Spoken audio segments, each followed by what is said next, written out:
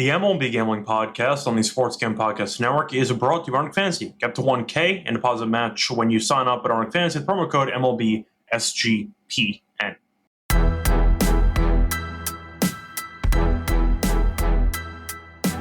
And welcome everybody to the MLB Gambling Podcast here on the Sports Gambling Podcast Network. It's currently Thursday night, July 10th, around 10:30 p.m. Eastern Time. I'm Rose for the episode's going solo for this pod. I'm Scott Reichel.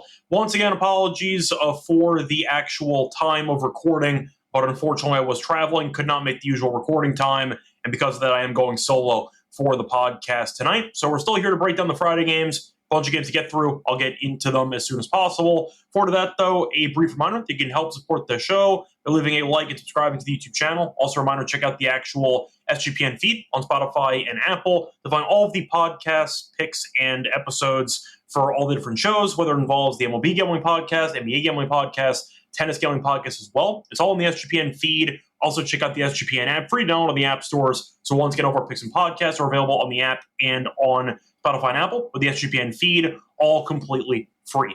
So starting off with the actual first game for the card here on Friday. Not going to waste too much time. We're going to get right into it. Starting off with the first game, you have the Guardians taking on the White Sox. For this game, for the actual lines, I do see... just making sure I got this right here because I see a different time slot here for this one. Actually, it's a doubleheader. That's why I actually have no line to post it right now. They have Logan Allen against Smith. For this one, no lines. The Guardians will be favored in this game, but it is game one of a doubleheader. So keep that in mind. Should be a pretty interesting, I'd say, series itself because both teams really can hit, but the Guardians, of course, are better than the White Sox just based on record. But once again, Cleveland's been a catastrophe. They have won 3 in a row, so there you go. The point is you are looking at the Guardians, who have what could be the better pitcher in this matchup. Basically the same numbers. Allen, though, has actually been pretty decent recently. You are looking at his last couple of starts. He has allowed less than 4 earned runs in 5 straight. He's fine. I think Logan Allen's a guy who's been pretty up and down his entire career, but I think he can go decently when he's in good form, and he is in good form right now. You're looking at Smith, though, and he has been a mess. He's allowed 5+ earned in 4 straight. So I'm going to go with the Guardians here in game one. Allen's been good. I think Cleveland's the better team than the White Sox, and I do think that the line, I don't know what it's going to be, but I do think it might be a bit too cheap because the White Sox, we know, are really bad, and if you can get any decent price fading them, you'll take that opportunity. Give me the Guardians in game one here with Allen on the mound. Moving on to game 2 on the card, you're looking at the match between the Cubs and the Yankees. You have Flexen taking on Rodon. Yankees minus 185. I see the Cubs at plus 155, and the over-under in this game is set at around 9.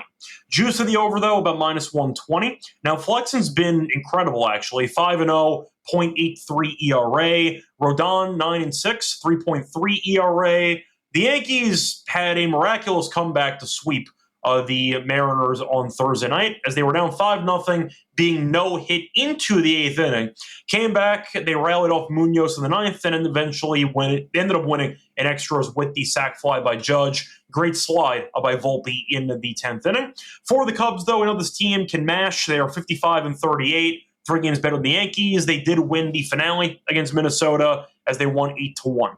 Now, the Cubs this season have been fine on the road, much better at home in Wrigley. They're 25-22. Yankees, though, were in a slump for a while. They finally got back on track. They've won 4 in a row, including a sweep against the Mariners. They have scored at least 5 runs in a bunch of games in a row, actually. They have scored at least 5 runs in, I believe, 9 straight games. So they've actually been doing very well at the plate. And you could argue that might result in a pretty high total, which is why this number is set at 9, which is juice. Now, the Yankees, I do think have, you can argue, a bit of a tax here with minus 185 against Flexen, who's been really good this season. 190 does feel kind of steep. Rodon's been solid this season. His ERA is below, once again, 3.4, so he's been in good form. Was not good last start, though. 5 innings, 7 runs, 6 earned against the Mets. Gave up the grand slam in the first inning. So point is he has kind of regressed a bit recently, and I do think for the price alone,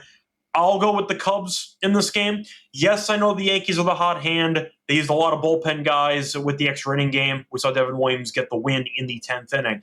I do think the Cubs have value. The price feels very high. The Cubs can definitely I'd say, match the Yankees offensively. So I don't mind the over in this game based on the form of the Yankees offense. I do think, though, the Cubs are being disrespected here with the better record. Plus 160 just feels massive to me. The Yankees, I think, should be like minus 140 in this game. 190 is outrageous off an extra inning game where you burned a lot of the bullpen. Give me the Cubs in this one for plus money, and I like the over in this game. But 160 is too good to pass up on. I'll take that as my main choice for this game. Moving on to the Marlins taking on the Orioles. For this one, you have Cabrera against Kramer. Now, Kramer was recently named to Team Israel for the World Baseball Classic, so I don't know if Adam's going to fade him tomorrow or not. Check out the Propcast in the morning to find out. But Cabrera's been very good recently. Now, the Orioles are minus 130. The Marlins are plus 110. For the over-under, I do see the line being set at 9. Now, first glance, 9 feels very high. Cabrera's been really good, and you're looking at his last couple starts, he has allowed less than 3 earned runs in, 1, 2, 3, 4, 5, 6, 8 straight starts. He's allowed less than 3 earned. Kramer's been a lot more volatile. He's been pretty up and down, ERA in the mid-4s. Was not good last outing against the Braves. He got shelled. But the last 3 starts before that one, he allowed 2 earned runs combined. I like the under in the game. I think 9's too high. I think Cabrera can go well. I don't trust Miami's offense. I do think that, once again, Kramer can go well against bad teams, and I do think that it'll look sharper here. Give me the under in this game. Cabrera's been shoving recently, and Kramer, I think, can do a decent enough job against this really bad lineup, in my opinion. So I'll go with the under in this game. I think 9 is a bit high, and I think you'll see a low-scoring game unfold because of it. So moving on to the next game for this one, you have the Rockies against the Reds. Now, you have Burns against Marquez. The Reds are minus 215. You have the Rockies at plus 180. Burns is 0-1, 8.1 ERA, mainly because of that Red Sox start where he got shelled immediately. Marquez, though, 3-10, 5.84 ERA. I will point out, though, that he has been better lately. He got shelled the last start against the White Sox, not a good sign. Before that, though, he had allowed less than 3 earned in 4 straight. Now, for the actual money line, Reds, of course, massive favorites, rightfully so, because the Rockies stink. The over-under in this game is set at 9.5. Now, for the run line, the only way you could actually bet the Reds in this game, the Reds minus 1.5 is about minus 110. So the Rockies got destroyed, not just swept, but destroyed by Boston over the last few days. They lost every game by at least 6 runs and got outscored 29-7. Ouch. They have been a laughingstock all season. Nothing has changed. They are 21-72. They are currently 11-36 straight up on the road. You know what? Give me the Reds minus 1.5. I know it's going to sound dangerous because Burns did not go well against the Red Sox and he's still young. The Rockies, though, are a meme. You can get a decent price fading them at minus 110. The Reds' offense, they can do some damage against Marquez, who pitches to contact. And if he was in good form and got shelled by the White Sox, I do think he might regress back to his old self again. Give me the Reds minus 1.5, mainly wanting to fade the Rockies blindly at a bettable price. Give me the Reds minus 1.5 in this one. Moving on to the Mariners taking on the Tigers. Mariners somehow choked away the game against the Yankees on Thursday. 5-0 lead with a no-hitter in the 8th, and they blew the game. Ouch. They are 3 over 500 in general. They're one under on the road. Probably going to miss the playoffs, so keep that in mind. For the Tigers, they are great, 59-35. Scooball's pitching, 10-2, 2.02 ERA. Guy's an absolute machine. Castillo's been good, though, 5-5, 3.31 ERA. Tigers, though, minus 210. Mariners are plus 175. For the over-under in this game, I do see it being set at 7. For the run line for the Tigers here, you have minus 1.5 at around minus 102. I actually see some plus money. I see plus 108 available on Bet Rivers. And for Seattle, plus 1.5 is minus 125. Now, Castillo, I'll mention the actual numbers recently because he has been really, really good. He had a bad start against the Twins a couple outings ago. Then the last 2 starts, 13 innings, 1 total run. Then again, that was against the Pirates and the Rangers. So grain of salt, but still worth mentioning. Castillo's been very good. As for Scooball, I don't really have any adjectives to add. He's the best pitcher in the entire league by a mile. He's a monster. Last 2 starts, 14 innings pitched, no runs allowed, 4 hits allowed, 23 strikeouts. The guy's an absolute machine, and nobody can really stop him. The Tigers have won 6 straight starts that he's made. They have also, going back even further, they have won 11 of his last 12 starts. They win every time this guy pitches, and he really just owns every lineup in the entire league. Seattle's off a late night game in New York, burning a couple of key relievers with Munoz, who I know blew the game. He's still one of the best relievers. He's not going to be available for this game. You've been in a slump anyway because Seattle was winning the division after the first couple of months, and then they fell apart, and Houston took over. But Seattle's really not a great road team, and looking at the Mariners losing all 3 games to the Yankees, they got shelled in terms of pitching the entire series. I think they're in trouble here. Castillo might go fine. I see a low-scoring game. I'm not sure Seattle scores against Skubal because I don't feel good about any team scoring against Skubal. It's a late-night game with travel. It's a bad spot for Seattle. Give me the Tigers minus 1.5 at plus money. End of the day, Skubal with plus money on the run line, I got to take it on principle. The guy's a machine. What do you want? I mean, if you ended up seeing back in the day, if you had a minus 1.5 at plus money for prime Verlander, for prime Kershaw, even further back like Pedro or Randy Johnson, you're taking plus money. It is what it is. Give me the Tigers minus 1.5 at home at around plus 108 for this one. Moving on to the next game, a matchup between the Rays and the Red Sox. Speaking of blown leads, the Rays bullpen fell apart again, and Boston keeps rolling as they stole the first game of that series. Wasted a good performance from Taj as Bradley looked great, and then the bullpen came in, and Baker was horrific, and Boston came back and won. Good for Boston. They ended up having a nice run with the offense recently, had a nice performance yesterday in the series opener. Rays have been regressing a bit more, but they are still a pretty good team. For the actual money line for this game, Boston as the home team is, I'd say, about a pick'em in this one. For the pitching matchup, I do see Rasmussen against Dobbins. I see about minus 110 on both sides. For the over-under in this game, I see 9 or 8.5. Now, for Rasmussen, he's been good this season, a 7.5, 2.82 ERA. The problem is they don't actually use him for any distance, and because of that, his good numbers don't mean anything for the sake of this start. For the actual numbers on Rasmussen, he went 92 pitches against the Orioles on June 19th. Since then, 62 pitches, 54 pitches, 32 pitches. So he's basically a glorified opener at this point.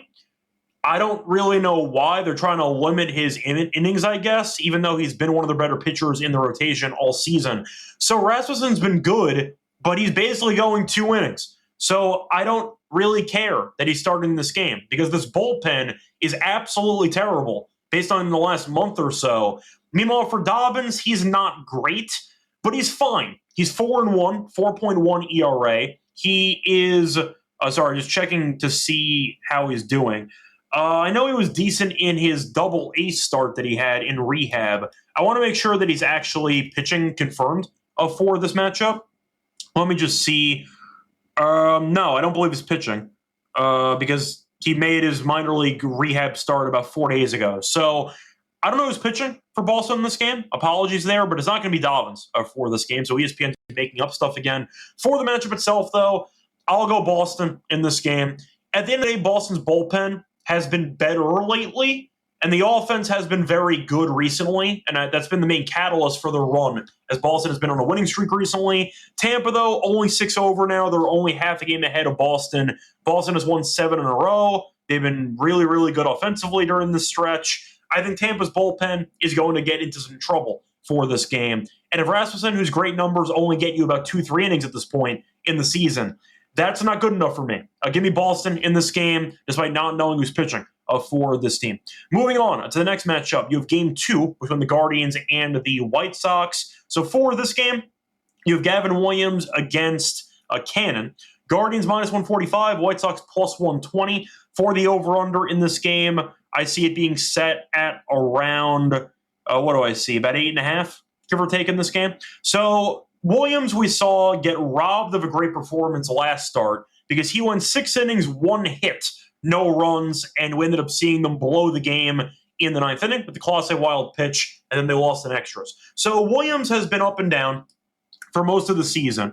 The walks are always a concern. He's walked at least 3 batters in 5 straight starts. So the command's always a concern because that he never goes distance because his pitch count gets high very quickly.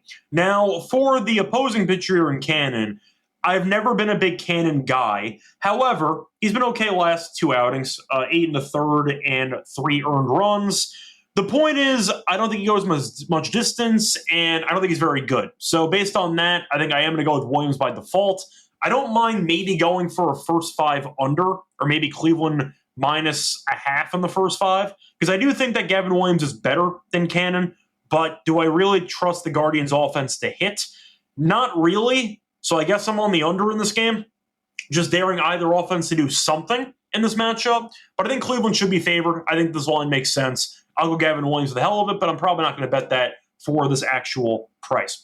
Anyway, before we get into the remainder of the card for Friday, a reminder brought to you by our sponsor, which is Circa, who's still hosting the football contest for Circa Million Circa Survivor. If you think you know ball, you can prove it. Enter Circa's football contest with $20 million in guaranteed prizes. And good news, there's no rake. So if the entries go above the guarantee, all the extra money will go to the prize pool. Circa Million, you pick 5 teams ATS each week, or go for the ultimate sweat in Circa Survivor. There's even a Circa Perdissimo, a 100K Circa Survivor contest. You must register in person at Circa Sportsbook in Nevada. And also, when you sign up in Nevada, you can play from anywhere with the help of SGPN's official proxy at footballcontest.com. You code SGP to get $50 off your proxy fees. We're also brought to you by MyBookie, because MyBookie dedicates to play every sport. They have the baseball cards, they have WNBA, they have golf, they have Wimbledon for tennis, they have UFC, you name it. They have football as well for college and for the NFL. They're available at 100 locations. Use crypto for fast payouts. Use Positive Santo for your new account, though. Don't forget, you can use crypto, by the way, for your signups if you want to.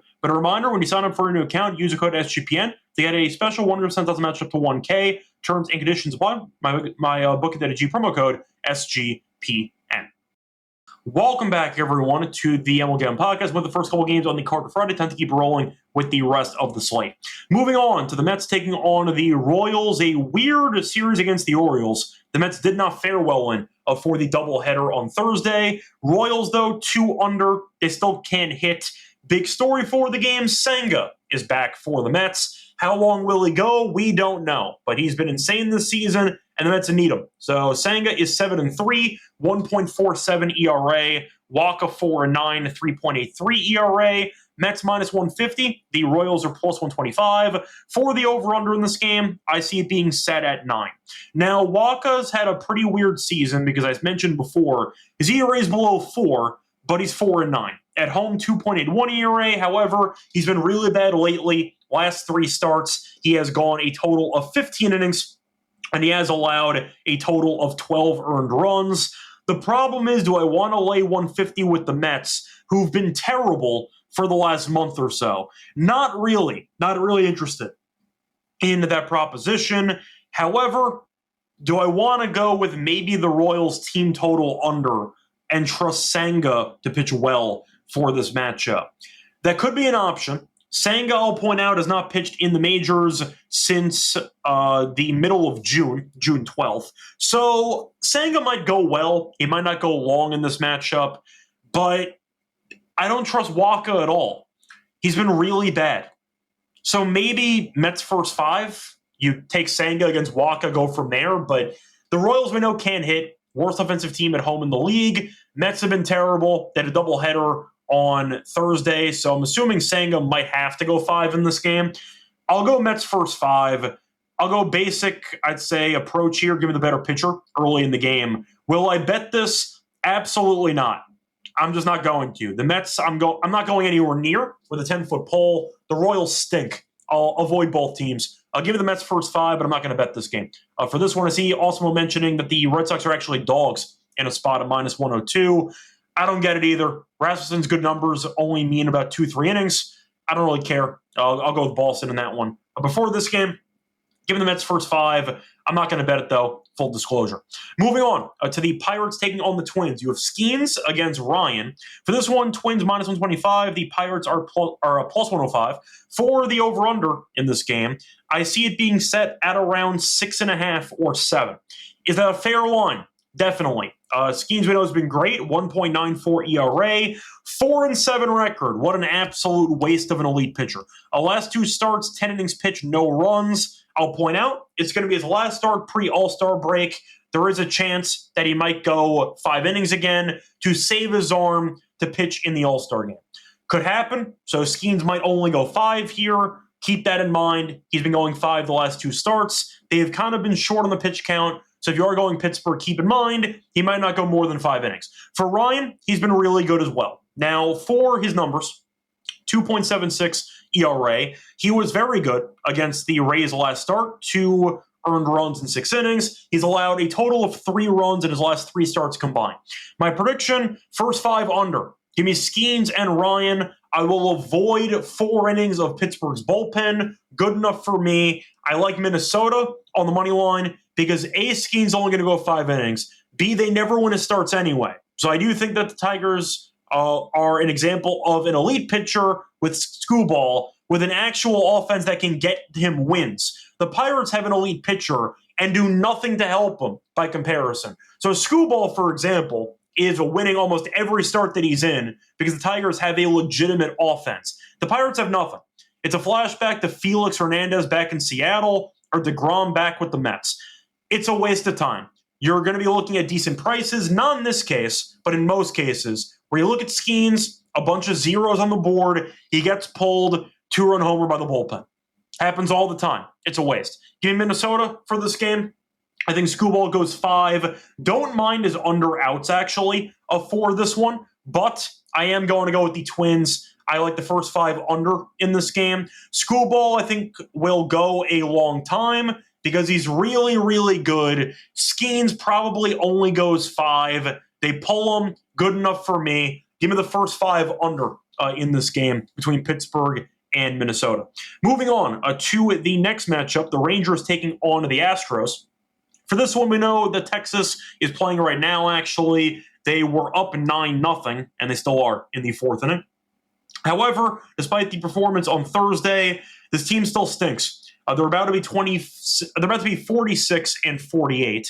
Houston, though, is 55-38. For this one, I see Leiter taking on McCullers as the matchup for now. Houston's about minus 135. Texas is plus 115. For the over-under in this game, I see 8.5. Now, I'm not going to spend too much time on this. McCullers has been quite bad this season. He's been really bad at home, 11.37 ERA. But he was really good against the Dodgers last start. 6 innings, 1 run. Now the Dodgers have fallen apart. They've lost 5 or 6 in a row. Got swept by Milwaukee over the last few days. But it's a good start. You got to start from somewhere. McCullers might go decently against a pretty bad offense on the road. Now for Leiter, he has been up and down the season, 4-6, 4.32 ERA. He has really not been amazing, but he can perform decently. The problem is the Rangers really never win his starts. So the Rangers, looking at his actual performances lately, they have lost 5 straight starts that he's made, and they've lost 7 of 8. So they never win when he pitches. Give me Houston in this one. It might look a bit ugly at times. Texas might be leading early, and then you might see a comeback attempt. But Houston just invents ways to win games, and I think that this is actually a cheap price against a pretty bad Rangers team that's underachieved the entire season. Give me Houston on the money line. Well, I bet this probably not because I don't trust McCullers, but I do think they can win this game at a pretty decent price. Give me Houston, minus 135 for the money line on this one. Moving on to the Nationals taking on the Brewers. Nationals screwed me over today as I had the team total over, and they scored no runs against Mikolas, of all people, as they lost the finale against the Cardinals. Parker, though, going up against Priester. Brewers minus 180, the Nationals plus 150. For the over-under in this game, I do see it being set at around 8.5. For the run line for Milwaukee in this game, Brewers minus 1.5 is around plus 118, plus 120. For the Nationals, plus 1.5 is minus 135. Now, the Brewers just swept the Dodgers. Nice comeback in the final game. Tanner Scott still blowing games for the Dodgers. Either way, though, give me Milwaukee minus 1.5. Nationals, not a great offense. I picked them for one game against a bad pitcher, and they scored no runs against Mikolas, so I'm not interested in this team. Milwaukee, though, this team's good. They're 53-40. They have won 4 in a row. They have a pretty deep lineup. The power bats are not that consistent from top to bottom, but Collins has been great. A lot of guys have stepped up. Durbin's been better over the last month or two. They're a pretty deep lineup. They're not going to really kill you with home runs, but they will kill you with a bunch of singles and walks. This team can move the line. They can build pitch counts. They can really frustrate starting pitchers, and they're also really good at home. Looking at the actual record for Milwaukee at home this season, the Brewers are a casual 30-17. Give me Milwaukee minus 1.5. Priester's been good. He was terrible with Pittsburgh, and Milwaukee kind of dug him up, and they turned him into a decent pitcher. Now, he was not good the last outing against the Marlins on the road, as he went 4 2/3, 4 earned. However, his last couple of home starts, he's been absolutely shoving. Last 3 home starts, 7 innings, 1 hit, no runs against the Rockies, 11 strikeouts. Cardinals, 6 innings, 1 run, and he got the win there. And for the Braves, 6 innings, 1 run. So he's been great. Milwaukee's actually won 7 straight starts that Priester's made. So give me Milwaukee minus 1.5 here. I'll fade the Nationals. I think that is a good spot for Milwaukee with a day off on Thursday. Fully rested bullpen. Priester's been good. Give me the Brewers minus 1.5 for this one at plus money. Moving on to the Braves taking on the Cardinals. Braves are playing right now. I believe they were up 4-3 against the A's in the 7th. For the other team here, you have the Cardinals who won against the Nationals tonight. You have Holmes against Liberatore. Cardinals minus 120. Braves even money for the over-under in this game. I see it being set at around 8.5. Now, Liberatore and Holmes, you'd argue, are kind of similar. They're fine pitchers. Their ERAs are below 4. You don't feel great about them being a 1 or a 2. As a 3 or a 4, they're not bad. Decent mid-rotation guys. Now, the Cardinals we know are good at home. They are 28-18.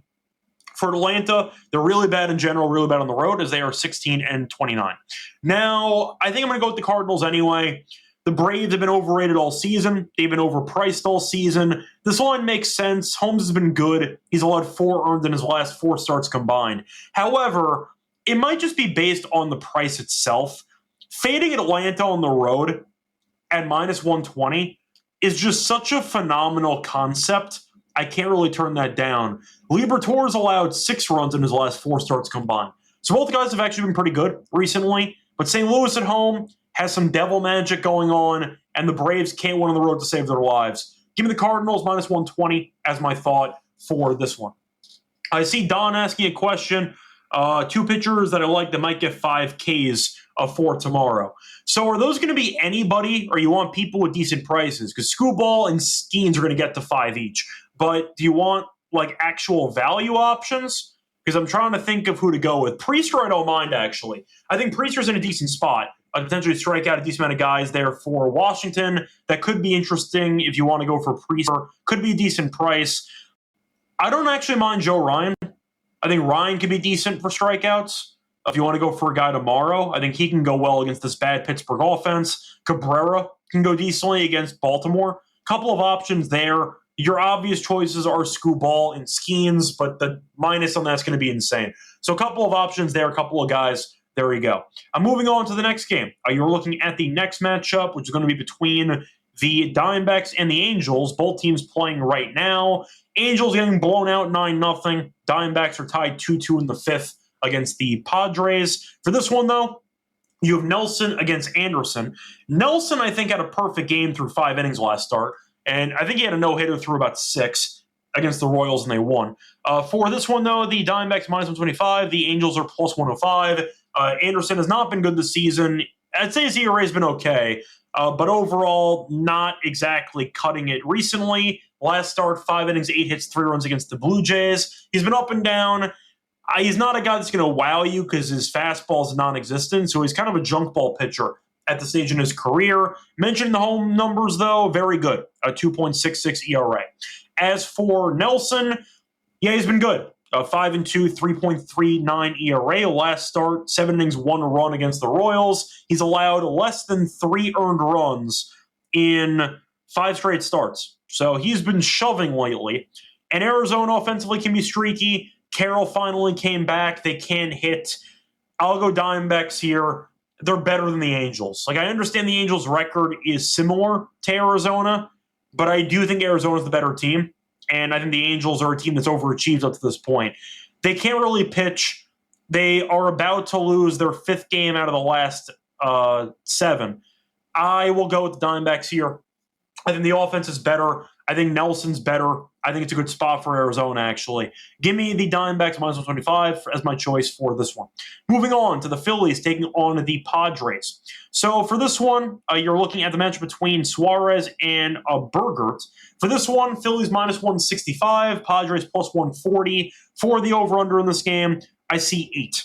Now, Suarez has been incredible. 7-2, 1.99 ERA. ERA on the road, 1.06. He's allowed less than 2 earned runs in 5 straight. So once again, just consistently putting up great performances, and you're looking at Bergert, who got called in midseason. You know what? He's actually been okay. Last start, not great. 3 innings, 3 earned. And in fact, he was in the minors, I believe. So I want to make sure that he's actually starting, or if ESPN's making it up again for this one. He's supposed to start on he might actually pitch in this game. I don't know. I'm assuming he's not going to because he had a forearm issue, so probably not going to be him for this outing, so keep that in mind. San Diego might go rogue for the pitcher. Now, Philly killed the Giants in the last game of that series. They arguably should have swept. They lost on the inside the park home run, but they've been hitting well lately. So you're looking at the Padres offense, which has been up and down. Sorry, they actually lost the first 2 games to the Giants. They won the finale 13-0. I'll go Philly in this game. I don't know who's pitching for San Diego, but Suarez is definitely a bet-on guy. He's really, really good. Give me Philly, first 5 minus half a run. Think it's a good spot for them in this one. Moving on to the next game on the card, matchup between the Blue Jays and the A's. For this one, Blue Jays are about minus 155. You have Scherzer against Severino. For the A's plus 130, the over-under in this game is set at 10.5. Severino at home. I don't think I have to add anything else. I say this every time. Severino in public made quotes saying how this home field, this temporary home stadium stinks for the A's because all their pitchers stink here. It is a very good hitters-friendly ballpark, and Severino has been in hell pitching here this season. Last 3 starts in general, he has gone 13 innings, and he's allowed 17 runs. It's been a mess. His numbers at home this season are also laughably bad. He's 0-8 with a 7.04 ERA. Now, will Scherzer pitch well in the spot? Probably not. So I think that you're going to see a high-scoring game. Scherzer has been battling 4 innings, 2 runs, 5 innings, 2 runs, 5 innings, 3 runs, etc. I see runs in this game. Give me the over. I think Severino gets decapitated in this game. Give me the Blue Jays, though, to dominate. I think Severino gives up 5 earned again, give or take. Blue Jays, even if you don't like them, they're better than the A's, and Severino's been god-awful at home and god-awful in general. Give me Toronto. Give me the over in this game. I see a bunch of runs. And moving on to the final game between the Dodgers and the Giants, you have May against Webb. Webb at home, you know where I'm going with this one, but Giants minus 135, Dodgers are plus 115. For the over-under in this game, I see 7.5. Now, the Dodgers have been in free fall lately, as they have lost 6 in a row. They got swept by the Brewers. They've scored less than 3 runs in 4 straight. They have been really, really bad lately. Does it matter? Probably not. But the point is they're going to win the division most likely. They're 5 games ahead of the Giants. So a big series for San Francisco if they want to give themselves the illusion of competing for the NL West title. Now, Webb we know is incredible at home every year.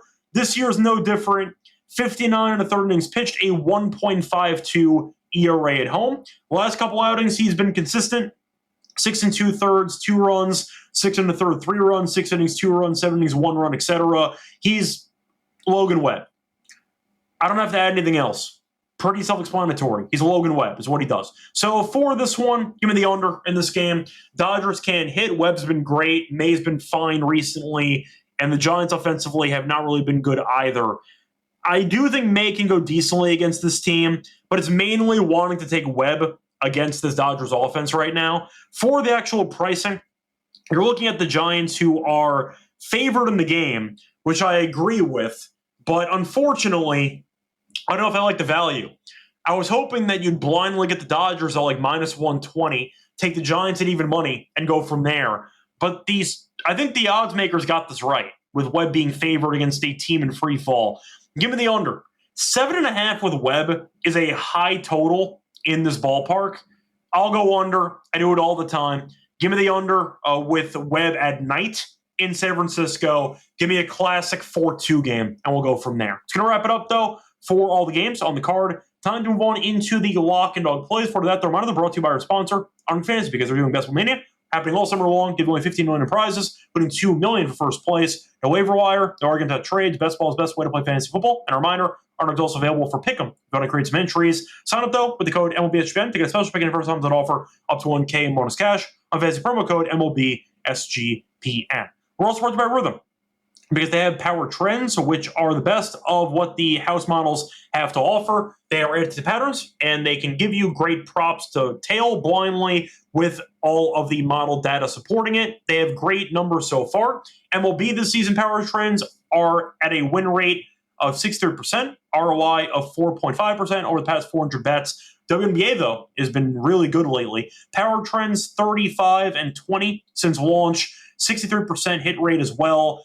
20+% ROI. Download the app, check out Power Trends, start betting smarter, and also you get it for free for a week. But in the 7-day free trial, for sportsgamepodcast.com, with them, get your 7-day free trial.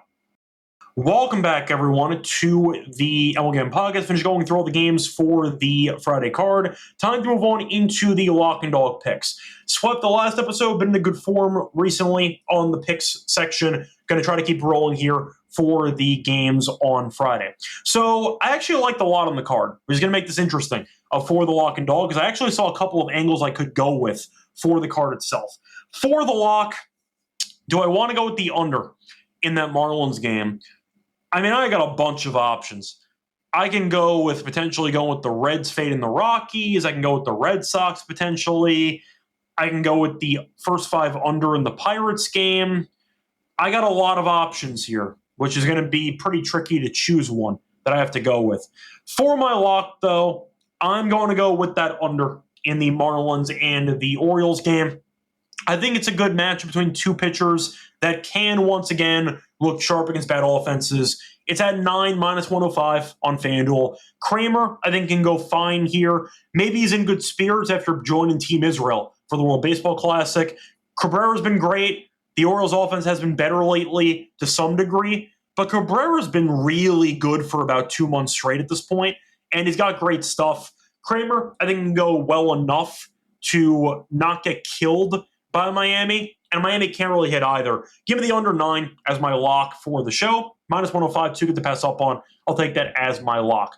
For my dog, do I want Skubal minus 1.5, or do I want to go with the Brewers, actually, minus 1.5 for this one?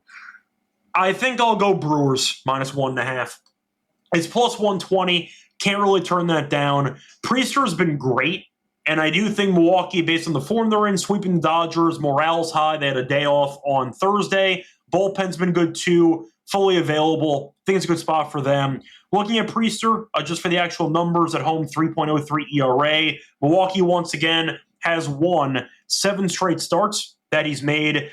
I like the spot for Milwaukee. The Nationals got shut down by Mikolas on Thursday. Parker's been quite bad as well. Parker has allowed at least 3 earned in 3 straight. He's allowed 10 earned in his last 3 starts combined. And on top of that, he's allowed at least 6 hits in, I believe that is a 5 straight starts. So it pitches to contact. Milwaukee can definitely tee off against them.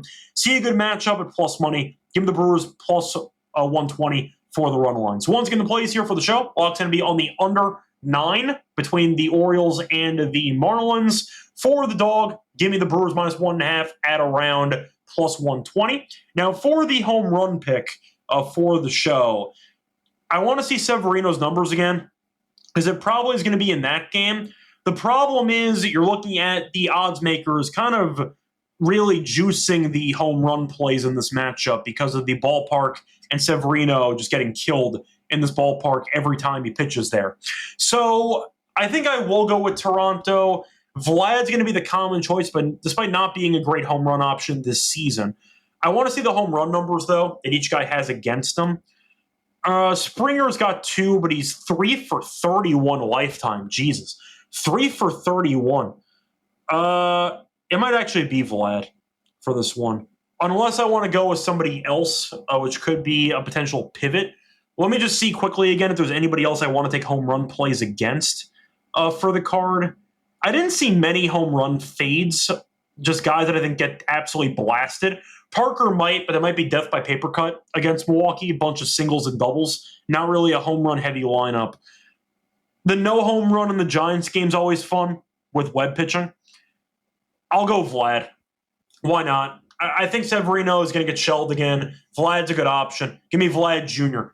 For the home run as my choice there. Do I have a price on it? No, but I do think it's a good spot for him to tee off in a very hitter-friendly ballpark against a pitcher that has been vocal about hating this ballpark. So give me Vlad Jr. as my home run pick for this one. Anyway, it's going to wrap it up for the show. We'll back once again in the morning for the prop show on Friday with Adam and I. Sorry again for the late recording time. I was traveling, so it is what it is. Till next time, good luck to all of you and all of your bets. Bye, everyone.